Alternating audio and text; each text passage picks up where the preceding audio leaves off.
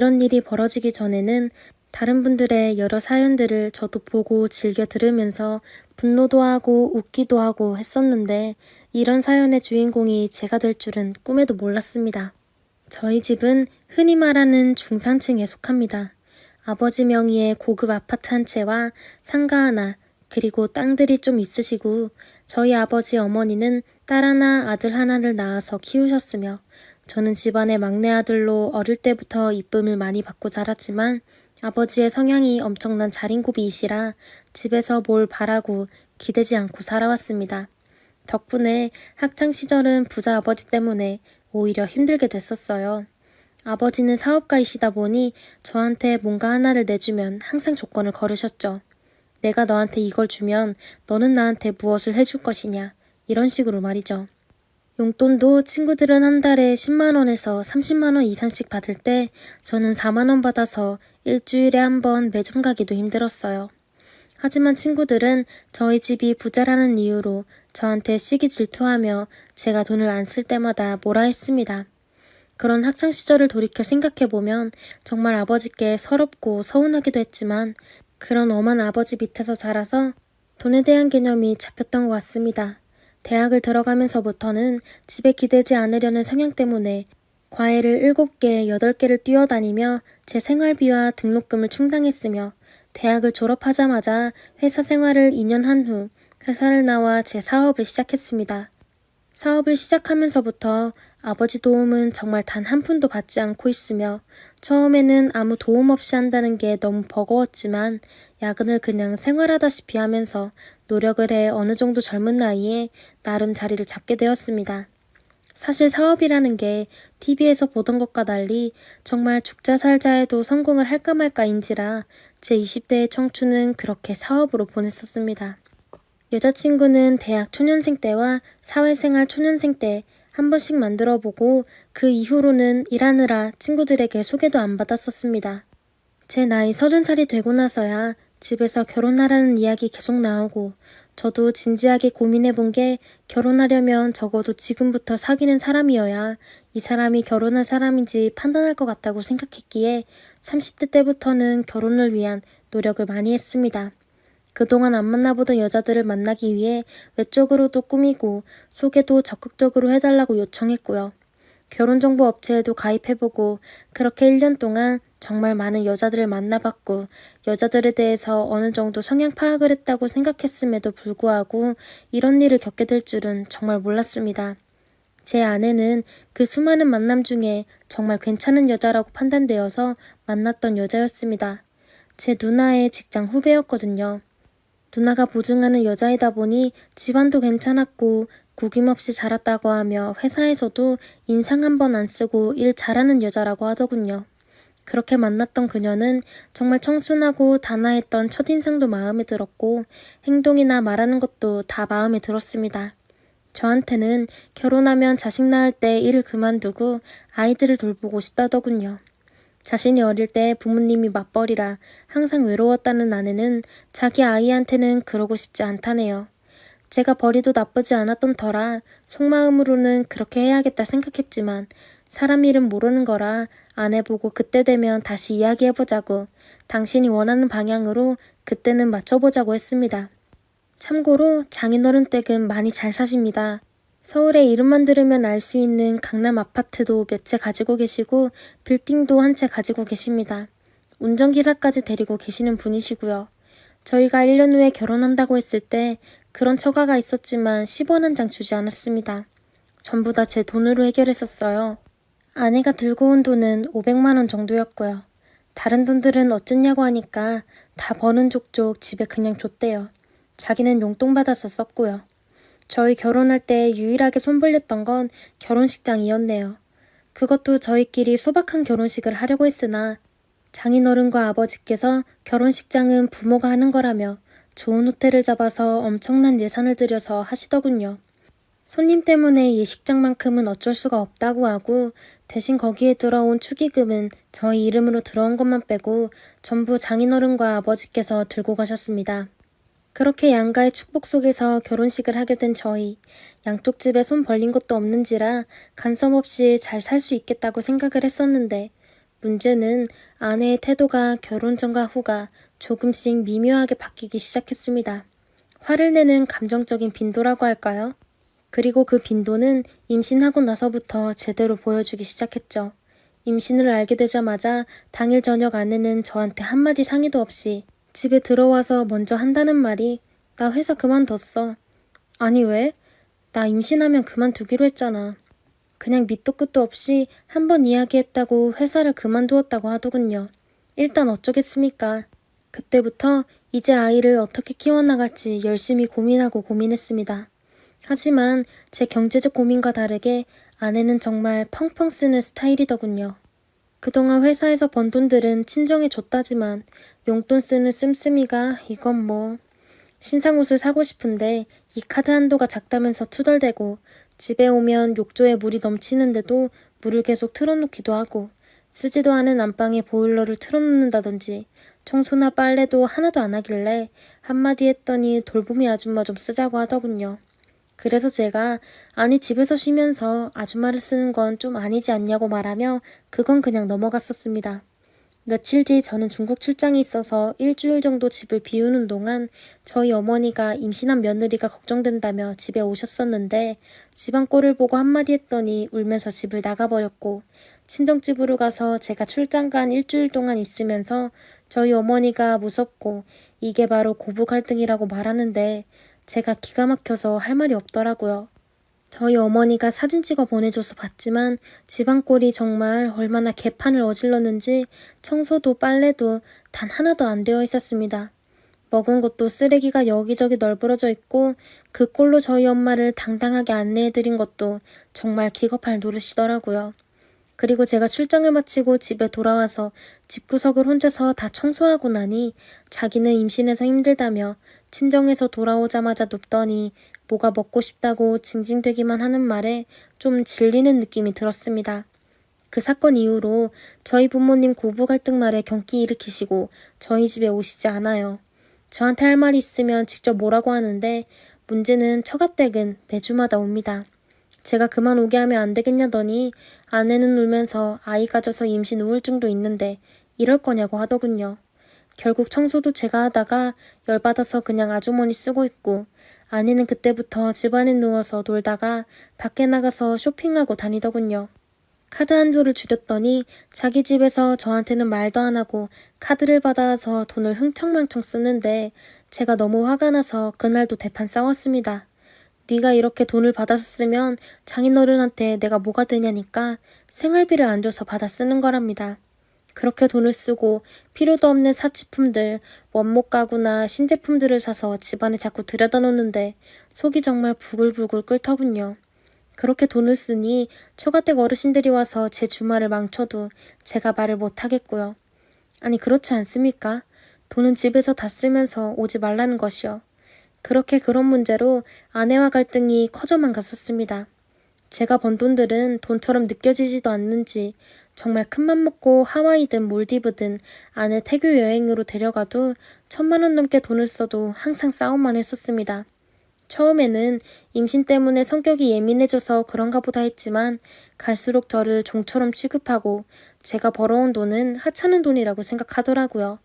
물론 장인어른 댁이 워낙 부자라 돈 단위가 다르다는 건 알겠는데 자기는 사치하고 노는데 대부분을 쓰면서 정작 제가 피땀 흘려서 돈 벌어다 가족을 위해서 쓰는 돈은 하찮은 돈인 것처럼 말이죠. 아내는 저보고 말하기를 그까짓 돈 얼마나 된다고 그렇게 아끼냐고 말할 때면 진짜 아내의 얼굴도 보기 싫어지더군요. 이렇게 시간이 흘러서 아내가 아들을 출산했습니다. 그리고 산후조리원도 최고로 좋은 곳에 VIP로 들어가던 아내. 거기에 커뮤니티를 쌓아야 된다고 말하던데 저는 이해도 안 되지만 그 돈 결제 다 해줬습니다. 산후조리원에서 나와서는 아이 돌보미 아줌마가 필요하다고 하더군요. 자기 몸이 너무 힘들다고요. 처가댁에서도 산후조리원부터 돌보미 아줌마까지 전부 다 저한테 압박을 주고 당연히 필요한 거 아니냐고 태연히 말하는데 저는 점점 더 열이 받더라고요. 그래서 한 번은 너무 짜증이 나서 우리 부부 문제니까 이제 그만 좀 집에 오셨으면 좋겠다고. 외동딸이라 눈에 밟히시는 건 알겠는데 너무 이렇게 간섭하시면 부부간의 사정이라는 게 있는 것이고 제가 버는 벌이에 맞춰서 살아야 하는데 처가댁 때문에 아내가 돈에 대한 개념도 없고 매번 이런 문제로 싸운다고 하니까 장모가 한다는 말이 저보고 그럼 돈을 더 벌라고 합니다. 자기들만큼 벌면 해결되는 거 아니냐고 하더군요. 아내는 한술 더 떠서 저보고 자기가 능력이 없어서 돈 못 버는 걸 누굴 탓하냐고 하는데 그래서 장인어른이 너무 잘 사셔서 제가 억대 용돈 벌어도 아내가 요구하는 거 못 맞추는 건 죄송한데 이러실 거면 그냥 딸을 데리고 사시지 왜 아내를 시집 보냈냐고 하니까 아내가 갑자기 그 자리에서 제 뺨을 때리더군요. 순간 화가 올라왔지만 저도 어른에게 말을 막 한 것 같아서 일단 참았는데 아내가 처가댁으로 짐 싸서 아이랑 가더군요. 덕분에 돌보미 아줌마랑 가사도우미 아주머니께 안 오셔도 된다고 말했고요. 그래도 아내 얼굴 안 보고 며칠 있으니 오히려 진짜 스트레스도 안 받고 행복하더군요. 이혼해야 되겠다고 생각이 들었습니다. 그러던 찰나 친구가 갑자기 연락이 오더니 제 아내가 클럽에 있다는 겁니다. 불이 나게 옷을 입고 달려가 클럽에 들어갔더니 친구가 저쪽 테이블에서 남자들이랑 있다고 해서 갔더니 거기서 남자랑 놀고 있더군요. 제가 그 자리에서 소리치면서 데리고 나왔습니다. 그랬더니 술게임에서 벌칙으로 키스했다는데 아이는 어쩌고 여기서 이 짓거리 하고 있냐고 하니까 엄마한테 맡기고 잠시 친구 만나러 왔다고 하더군요. 그런데 복장이 처음부터 여기 오려고 아주 술집 여자처럼 화장을 떡칠하고 파인 옷을 입고 작정하고 온 복장이더군요. 작정하고 와놓고 무슨 헛소리냐고 하니까 그래서 어쩌라고 앉았으면 된 거 아니냐고 하는 말에 저는 이혼하자고 합의 이혼 싫으면 이혼 소송이라도 걸겠다고 하니까 적반하장으로 승질내더니 혼자 택시 타고 집으로 쌩 들어가더군요. 다행히 친구가 아내 물고 빨고 하던 사진들을 보내줘서 증거 자료도 들고 있었고 처가댁은 저를 불러서 친구랑 놀다가 실수로 그랬다는데 뭘 그런 걸로 이혼하냐고 요즘 땡서방 힘드냐면서 자기들이 상가 건물 한 채 아내한테 챙겨주려고 한다면서 웃으면서 말하더군요. 제가 돈 보고 결혼했으면 결혼식 때부터 집, 차 전부 다 해달라고 했을 겁니다.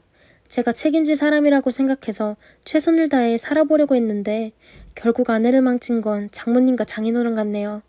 몇십억이든 몇백억이든 다 필요 없으니 아내 그런 식으로 키워봐야 어르신들 나중에 돌아가시면 아내만 인생 망가질 겁니다. 저는 도저히 이런 결혼 생활 이해도 안 되고 바람 피워놓고 저렇게 뻔뻔하게 안 자면 된 거 아니냐고 하는 저 여자 과연 제가 나타나서 막지 않았다면 그 남자랑 안 잤을까요? 제 말에 아무 말 못하는 장인어른을 놔두고 더 이상 저는 이 결혼 생활 못하겠다고 하고 나왔습니다. 제 말에 장인어른이 자극이 되었는지 앞으로는 딸한테 전혀 간섭 안 할 테니까 저만큼 아내를 사람 만들 사람이 없다며 어차피 자신이 죽으면 전부 다 아내한테 갈 거고 그게 다 자네 재산 아니냐며 말하시더군요. 그래서 장인어른 보고 말했습니다. 돈 물론 좋죠. 근데 저는 지금 제 인생이 너무 불행합니다. 장인어른이야 그렇다 하더라도 장모님이 그걸 받아들일까요? 또 아내는요. 저희 부부는 이번 사건으로 신뢰라는 게 깨졌습니다. 죄송합니다. 라고 말하고 이혼한다고 했더니 장인어른은 부단히 상황을 막아보려 노력하셨지만 저는 이미 이혼을 하고자 마음을 굳혔고 결국 저에게 그럼 시끄럽게 하지 말고 합의를 하자며 아내가 들고 온 게 하나도 없는 점을 들어 저에게 위자료 명목으로 거액을 주시고 이혼했습니다. 그 이후로 잊을만 하면 연락이 오던 아내. 처음엔 싱글아빠로 잘 살 수 있냐며 비아냥거리더니 매달 연락이 와서 잘못했다고 저만큼 자기를 진짜로 대했던 남자는 없는 것 같다면서 매달리는데 저는 바쁘다고 귀찮게 하지 말라며 단호하게 무시했고 나중에는 제가 새 여자친구가 생기니 이젠 데이트 장소까지 따라와서 스토킹까지 하더군요.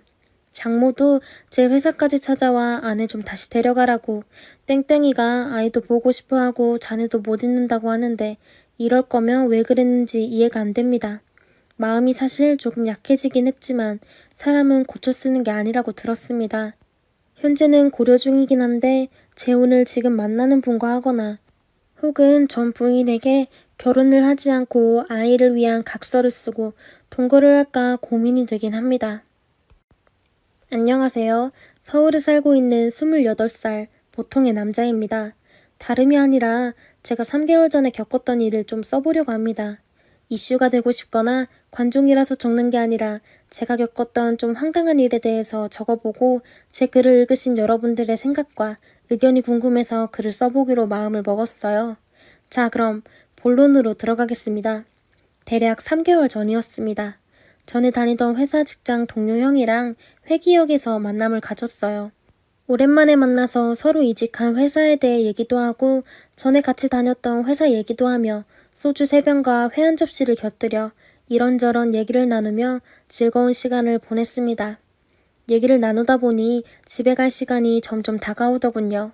근데 직장 동료 형이 그냥 가기는 아쉬우니 2차로 치맥까지만 먹고 후딱 집으로 가자고 했습니다.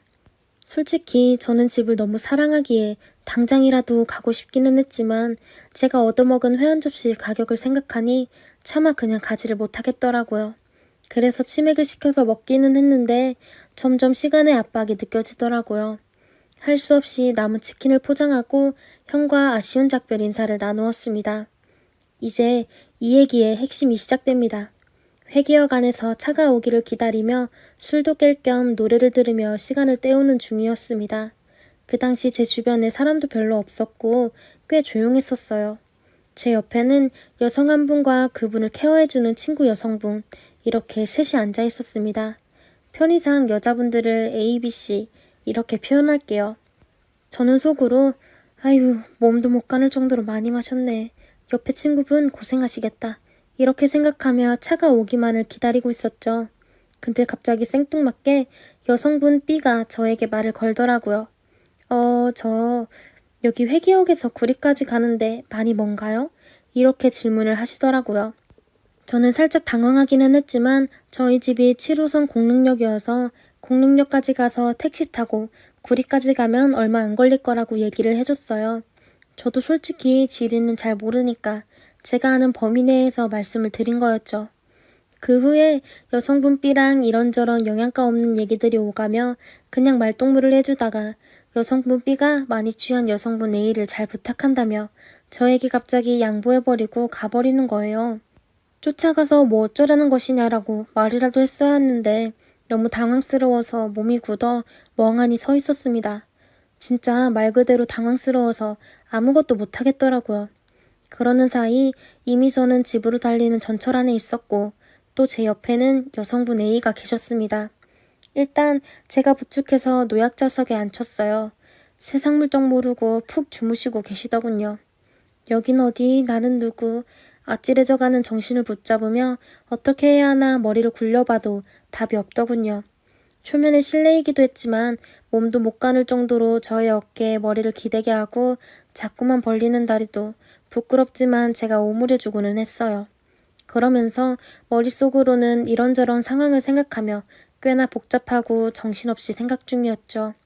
그때 여성분 A께서 많지는 않았지만 약간의 속을 우액하고 개워내시더라고요. 1차 멘붕 상태가 왔습니다. 주변의 시선들도 그리 곱지 않았고 심지어 혀를 끌끌 차시던 할아버지까지 계시더군요. 때마침 여성분 A씨의 핸드폰이 울리기 시작했습니다. 저는 당장 받았어요. 여성분 A의 또 다른 친구분이었습니다. 그분을 여성분 C라고 하겠습니다. 여성분 A가 걱정이 되는지 전화를 건 모양이었어요. 일단 저는 오해 사지 않게 있었던 상황을 조목조목 설명을 드렸습니다. 하도 세상이 흉하다 보니 이상한 놈으로 몰리지 않을까 싶어서 말이죠. 그랬더니 여성분 C께서 그러면 택시 태워 보내주고 택시 번호를 알려줄 수 있겠냐고 하시더라고요. 당연히 알겠다 말을 하고 보니 아무래도 이 상황이 조금 꺼림칙해서 부모님이나 지인들에게 알려야 되지 않겠냐고 말씀을 드렸더니 그러면 구리역 쪽 맥도날드에 내려주시면 여성분 A의 지인들이 있어서 잘 케어를 해주실 거라고 하셨습니다. 아마 여성분 A가 맥도날드에서 알바를 하셨나 싶더라고요. 뭐 일단 알겠다고 전화를 끊고 상봉역에서 그 여자분과 함께 내렸습니다. 걷지도 못하실 정도로 드셔서 여성분 A를 데리고 가는데 엄청 힘들었습니다. 경춘성 상봉역에서 7호선 상봉역으로 이동하는 시간이 죽을 만큼 힘들더군요. 이렇게 길고 긴 줄 그날 처음 알았습니다. 그 과정에서 표정 관리가 안 된 제가 힘들고 불쌍해 보였는지 지나가던 아저씨도 부축을 도와주셨고 아줌마께서는 여성분의 옷매무새와 토사물을 닦는 것을 도와주셨어요. 정말 감사했습니다. 아직 세상은 따뜻했어요. 하지만 감동도 잠시 다시 여자분과 저는 홀로 남았고 이래저래 끙끙대면서 끌고 와서 우여곡절 끝에 공릉역에 도착을 했습니다. 이제 택시 태워서 보내면 되겠다 싶어서 택시를 붙잡고 있는데 이게 웬걸 그날따라 택시가 잡히지 않는 겁니다. 일단 여성분이 몸에 기댈 수 있는 벽 쪽으로 모셔두고 열심히 손짓 발짓 해가며 그렇게 15분의 시간 끝에 겨우 택시 한 대를 잡았습니다. 근데 막상 여성분을 혼자 태워 보내려니 좀 개운치 않고 찝찝하다는 생각에 그냥 같이 동행해서 맥도날드까지 데려다주고 간 김에 햄버거라도 사 먹고 쉬다 가야지 뭐 그런 생각을 했습니다. 택시로 이동 중에 택시 아저씨께서 아이고 여자분이 많이 먹었네 라고 웃으시면서 말씀하시길래 여자친구 아니라고 말씀을 드렸습니다. 그러자 아이 그럼 뭐야 친구? 친한 친구 사이세요? 라고 물어보시길래 친구도 아니라고 말씀을 드렸습니다. 그냥 초면인 여성분인데 어찌하다 보니 모셔다 드리게 됐다고 말씀을 드렸죠. 아저씨께서 당황스러웠는지 말이 없으시다가 멋쩍은 웃음소리를 내시고는 정적이 흘렀습니다. 그리고 여성분 A의 휴대폰이 울리기 시작했습니다. 발신 표시를 보니까 뭔가 미묘하게 왠지 남자친구일 것 같다는 느낌이 들었습니다. 이름도 정확하게 기억은 나지 않지만 뭔가 웃기고 재미있는 것으로 기억을 합니다. 그래서 일단 최대한 오해 사지 않게 마음의 준비를 하고 전화를 받았습니다. 여보세요? 중후한 남성의 목소리. 설마 그렇습니다. 그 설마가 맞았어요. 여성분의 아버님이었던 것입니다. 이게 진짜 무슨 경우입니까?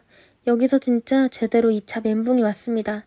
아버님도 딸의 휴대폰에서 남자 목소리가 들리자 적잖게 당황을 하신 것 같았습니다. 따님이 술을 많이 드셔서 일단 구리로 이동 중이기는 한데 집 주소를 알려달라고 말씀을 드렸어요. 그래서 집 주소를 받아내고 기사님께 맥도날드 말고 그 주소를 가자고 말씀을 드렸어요. 한참을 운전한 끝에 드디어 여성분 A의 아파트 단지 입구에 도착을 하게 되었고 아버님은 이미 입구에서 대기 중인 상태이더군요. 아버님은 딸이 만취한 상태를 지켜보시더니 택시 문을 직접 열어주고 나오라고 하셨습니다. 여성분 A도 본능적으로 아버지의 목소리를 기억했는지 비틀거리면서 나가더군요. 저도 택시 문을 열고 나왔고 택시기사 아저씨도 덩달아 같이 내렸습니다. 그리고 아버님은 여기까지 온 택시비를 기사님께 지불하시고 다짜고짜 저에게 무슨 관계냐, 어떤 사이냐, 학교 선배냐, 친구 사이냐 등등 여러 가지 질문을 하셨습니다. 거의 뭐 취조받는 느낌이었다고 할까요? 그래서 저는 그냥 아무 사이도 아니고요. 어쩌다 보니 따님을 데리고 구리까지 오게 되었습니다. 라고 말씀을 드렸어요. 근데 그 상황에서 입을 잘못 놀렸다가는 더 큰일이 나지 않을까 싶어서 그냥 있는 그대로 솔직하게 말씀을 드렸어요. 그랬더니 아버님은 여성분 A의 휴대폰을 바닥에 내동댕이 치시고 따귀를 올리시더라고요. 3차 멘붕이 왔습니다. 너무 솔직하게 말했나? 아니면 좀 더 머리를 굴렸어야 했나? 별의별 생각이 다 들더군요. 이미 새벽을 넘긴 시간이기는 했지만 새벽부터 산책을 나오신 몇몇 분들이 그 광경을 지켜보고 만 것이죠. 여튼 상황이 그렇게 흘러가서 정리가 되고 아버님은 따님을 데리고 그냥 유유히 사라지셨습니다. 저랑 기사님은 벙쪄서 사라지는 모녀를 바라보며 시야에서 사라질 때까지 둘 다 멍하니 있었어요. 집으로 돌아오는 길에 아저씨께서 그 사람 참 야속하네. 고생한 청년한테 고맙다는 인사도 한마디도 없으시냐? 하시면서 욱하는 모습을 보이셨습니다. 생판 모르는 남자가 만취한 여자를 데리고 집 앞까지 데려다 줬는데 아무 얘기 없이 그냥 들어가 버리냐고요. 혀를 끌끌 차면서 투덜거리고 운전을 하시더군요. 뭐 상황이 상황이다 보니 경황이 없어서 그러실 수도 있을 거다라는 식으로 저는 아저씨를 다독였습니다. 근데 이제 와서 생각해보니 기사 아저씨의 말이 100번 옳다는 느낌이 들더군요. 제가 센 척을 한 거였습니다. 그리고 집으로 돌아가는 길에 전화를 걸었습니다. 혹시 몰라서 제가 번호를 외웠거든요. 여성분 A의 집까지 잘 모셔다 드렸고 아버님이 마중을 나오셨다. 그러자 여성분 씨가 아버님이 화 많이 나신 거 아니냐고 물어봤고 좀 그런 거 같다고 얘기를 나눴습니다. 그때 구리에서 공릉까지 돌아올 때 택시비가 2만 원 가까이 나왔었는데 제가 8천 원밖에 없어서 아저씨에게 양해를 구했더니 저를 불쌍히 여기시고 8천 원의 택시비를 합의해 주셨습니다. 기사님, 그땐 정말 감사했습니다. 암튼 여성분 씨는 고맙다고 살해하고 싶다고 계좌번호를 불러달라고 말씀을 하시더군요. 애시당초 살해비 받자고 시작한 일도 아니었고 저도 처음 겪어본 일이라서 그냥 여성분 A가 나중에 깨시면 밥 한 끼 사달라고 그렇게 전해달라고 얘기하고 마무리를 지었습니다. 그리고 다음 주 월요일에 제가 이직한 회사에서 한 달이라고 해고 통보를 받게 되는 일이 생겼습니다. 새로 이직한 회사와 의견 조율이 안 될 뿐더러 회사에서 요구하는 고퀄리티를 소화하지 못하고 그렇게 있는 상태라서 짧으면 한 달, 길면 3달이겠지 싶었는데 한 달 만에 자르더라고요. 물론 여성분 A와는 절대 무관한 일이니 오해 없으시길 바랍니다. 졸지에 백수가 돼서 다음날 화요일에 집에서 게임을 하며 취업 사이트를 뒤적거리고 있던 중에 문자 한 통이 오더라고요. 여성분 A의 문자였습니다.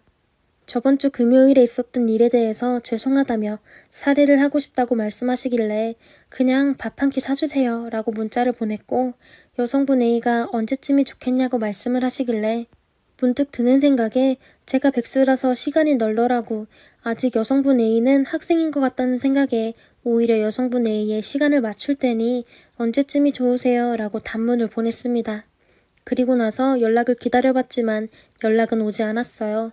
어찌나 허무하고 허망하던지 그럴 거면 문자나 보내지 말던지 괜히 설레게 해놓고 이렇게 연락을 두절하시면 창피하고 부끄러우니 그럴 수도 있겠다는 생각이 들기도 했는데 만약 제가 그런 입장이었다면 어떻게든 안면 몰수하고 밥 한 끼 정도는 어떻게든 사드리지 않았을까라는 생각이 들더군요. 물론 지극히 제 주관적인 입장이기는 합니다. 그렇게 3개월이 흘러서 지금까지 아무 일도 없이 무탈하게 잘 지내고 있어요. 너무 아무 일이 안 일어나서 허무해서 이렇게 글을 쓰고 있는 중입니다. 이 글을 읽고 계신 여러분들은 이런 상황이 닥쳤을 때 어떻게 하셨을지 궁금하기도 하네요. 이제 와서 찌질하게 과거의 일을 들추어서 글을 쓰는 저도 무척이나 한심해 보이기도 합니다. 재미도 없고 감동도 없는 긴 이야기를 들어주셔서 정말 감사합니다. 여러분 행복하세요. 결혼 3년차의 30대 아저씨입니다. 여러분의 조언을 얻고자 글을 올립니다. 저희는 결혼 3년차에 아이는 아직 없고 제게는 2살 터울 여동생 하나가 있는데 여동생이 저보다 결혼도 빨리 했고 아이도 빨리 생겨서 조카놈이 벌써 6살입니다. 조카는 모든 식구의 사랑을 독차지했습니다. 아무래도 저희 집안에 이런 어린아이가 한 명이다 보니 저희 부모님도 그렇고 저도 그렇고 이뻐하기도 했고 밥도 아직 떠먹여줘야 밥을 먹다 보니 이 녀석이 버르장머리가 없기도 하고 어리광이 심하기도 합니다. 어릴 때는 정말 귀여웠는데 점점 컨트롤하기가 힘들더라고요. 낮에 동생이 혼내기도 하는데 저희 부모님만 보면 풀어주더라고요. 근데 예의라는 게 그렇지 않습니까? 집에서 버릇없다고 해도 할머니 할아버지를 보면 더 어린애같이 되고 아직 애기인데 이 녀석 어리광 부리고 싶을 때는 그래라 좀 더 크면 이러지도 못한다 하고 저희 부모님도 그냥 내버려 두시는 타입입니다. 부모님은 저희를 키울 때는 먹고 살기 바빠서 아기가 이렇게 예쁜지 몰랐는데 친구들이 손주 자랑을 하며 뭐 저렇게 유난인가 싶었는데 정말 손주가 생기고 나니 너무 예쁘고 본인이 유별난 손주 사랑을 하고 있다고 하십니다. 그래서 동생이 안 된다는 것들이 많아도 부모님은 몰래 다 들어주시고 장난감도 많이 사주시더라고요.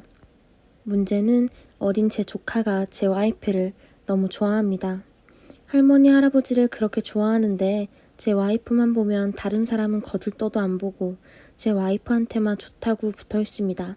처음에는 웃기기도 하고 귀엽기도 해서 제 조카를 예뻐라 했고 잘 받아주기도 했는데 이 녀석이 버릇도 없고 아직 어리다 보니 조금만 문제를 지적하면 빵 하고 울어버립니다.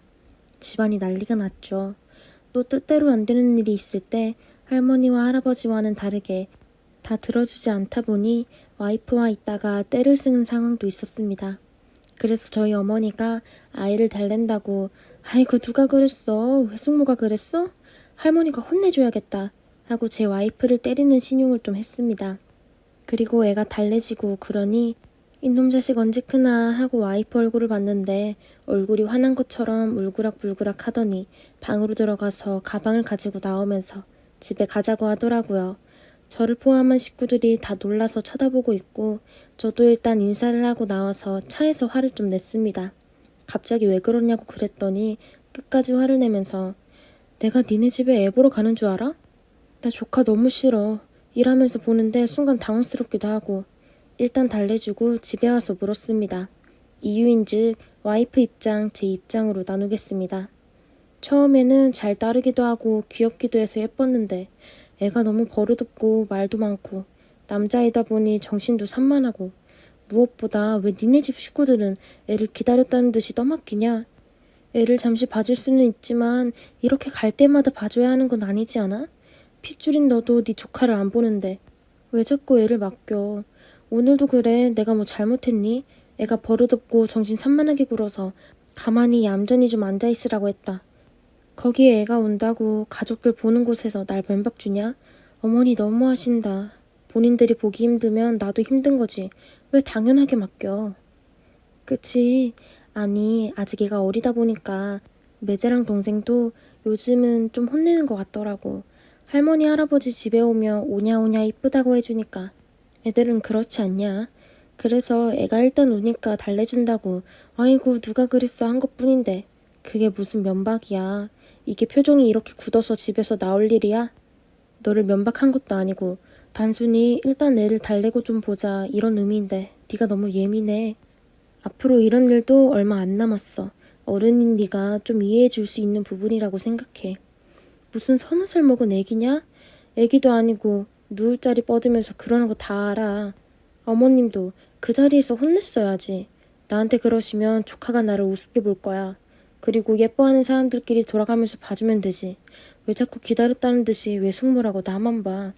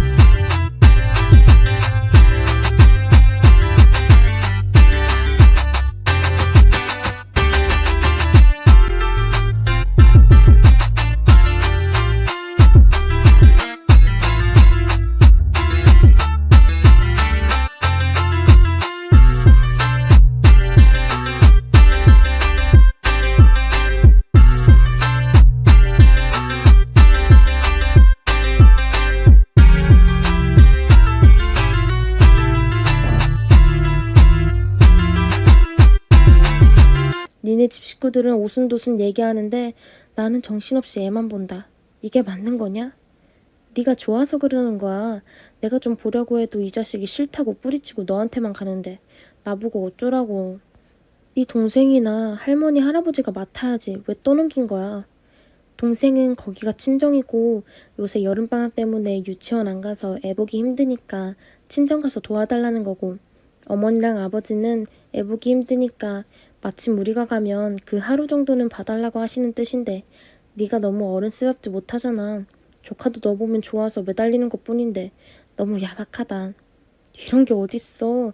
말이 안 통한다. 네가 조카 그렇게 예쁘면 네가 봐주면 될 것이지. 걔가 너한테 왜 안 가냐? 그리고 잠깐씩 보는 거면 나도 이해하겠는데 이게 떠넘기려고 부르는 거지. 어머니도 너무하신다. 보기 힘드시면 애초에 동생 보고 오지 말라고 해. 왜 본인 자식 힘든 걸 어머니 자식한테 떠넘겨? 야, 말이 심하다. 선 넘는 것 같아. 맛있는 거 먹으니까 우리도 같이 먹었으면 해서 부른 거고. 가족끼리 이렇게 다 같이 모이기 힘드니 동생이 보고 싶다고 하니 모이는 것뿐이야. 네가 그렇게 생각하는지 몰랐네. 그동안 그렇게 힘들었으면 조카놈 예뻐해주지나 말지. 가식이었냐? 이게 이런 소리 나올 정도로 너한테 화나는 일이었냐? 정말 유치하다. 조카가 불쌍하네. 네가 이런 생각인 줄도 모르고 해맑게 외숙모 좋다고 졸졸 따라다니는 것이. 저도 화가 나더라고요. 어린애 가지고 이렇게 집안일 들먹일 줄은 몰랐습니다. 엿먹으라고 하는 것 같다. 나도 친정에 갈 거야. 내가 왜 이 조카 때문에 니네 집 갈 때마다 또 애보겠지 라고 부담을 느껴야 하며 그것 조금 싫은 소리 했다고 빽빽 우는 애한테도 정 떨어지고 니네 식구들 하나같이 가만히 있는 것도 정 떨어진다. 그렇게 예쁜 조카 지나 실컷 물고 빨지 팩트를 모르는 것 같다. 애가 귀엽다고 생각하면 되지. 너무 철이 없다. 우리도 만약에 생기면 똑같은 거야. 지나가는 사람 붙잡고 물어봐. 장모님도 네 얘기 들으면 어이없어 하실 거야. 지금 와이프는 친정에 간 상태입니다. 저희가 이야기한 상황을 빼놓지 않고 썼습니다. 제 입장에서는 도저히 이해가 안 갑니다. 애가 힘들게 해봐야 얼마나 힘들게 하겠으며 뭐 와이프가 밥을 먹여주고 한 것도 아니고 단지 놀아준 것뿐이고 저희는 와이프가 조카를 좋아해서 봐주는지 알았는데 저희 가족은 지금 뒤통수 얻어맞은 기분이고 부모님도 어이없어 하십니다. 가족끼리 그 정도도 이해 못하냐고. 저도 동감하는 부분이긴 한데 제 동생도 언니한테 너무 섭섭하다고 하는 입장이고 저는 중간에서 난감합니다. 저도 제 와이프 욕을 하는 저희 집 식구들을 탓할 수는 없지 않습니까? 진짜 단순하고 별일 아닌데 와이프가 왜 이렇게 화를 내는지 이해를 못하겠습니다. 저도 기분도 안 좋고 와이프 저렇게 보내놓고 일도 손에 안 잡히고 소주 한 병 사서 집에 들어와 한 잔 마시고 잠도 안 오고 아까 올린 글이 문득 생각나서 봤는데 생각보다 댓글이 많이 달렸네요. 맞춤법 지적도 감사하고 일일이 댓글 달아주신 모든 분들 감사합니다.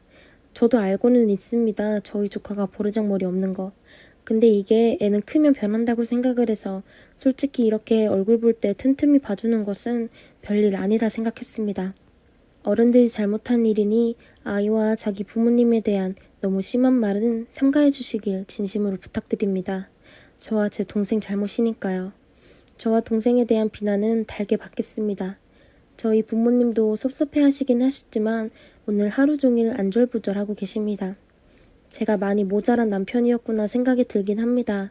댓글들이 하나같이 제 편은 없네요. 생각이 더 많아집니다.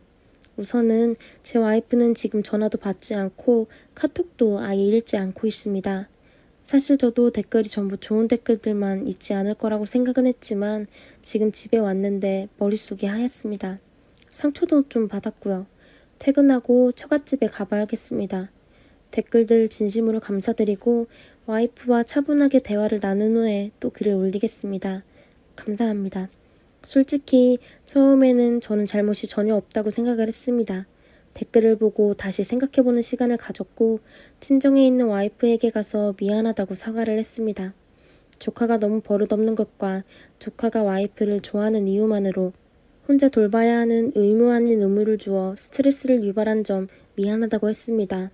제가 오목조목 미안한 점을 찝어서 말을 하니 좀 당황스러워하면서 화가 누그러지는 것 같더라고요. 겨우 데리고 집에 왔습니다. 와이프는 저에게 당분간 시댁에 안 가겠다고 하네요. 나중에 가더라도 조카는 보지 않을 것이며 본인은 제외하고 저보고 혼자서 조카를 돌보라고 합니다. 그러면서 아마 얼마나 힘든지 알 거라고 하면서요.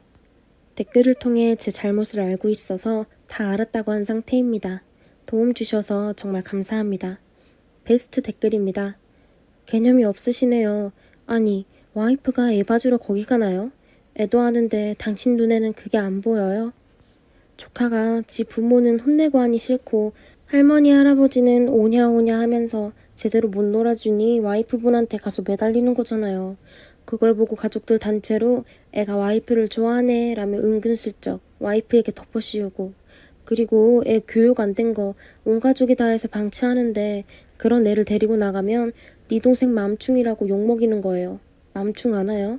이뻐하는 조부모 앞에서 사고치고 야단치는 부모 앞에서 사고 안 치고 찍소리 못하는 와이프 앞에서 나대고 조금 잔소리 들으며 울면서 그 상황에 야단치는 조카가 조금 달래지면 다시 와이프한테 가서 찝쩍거리고 루트가 제3자인 제가 봐도 딱 느껴지는데 그걸 못 느낀다 했으니 글쓴이는 남편 자격도 없습니다. 조부모는 그래도 손주의 재롱이라 할 수 있지만 왜 숙모한테는 그러면 안 되죠. 나중에 애가 나가서 크면은 애는 애대로 욕먹고 숙모랑 조카 부모가 늘 민폐인 거죠. 부모 보고 저 따위로 키웠냐는 소리를 듣는 겁니다.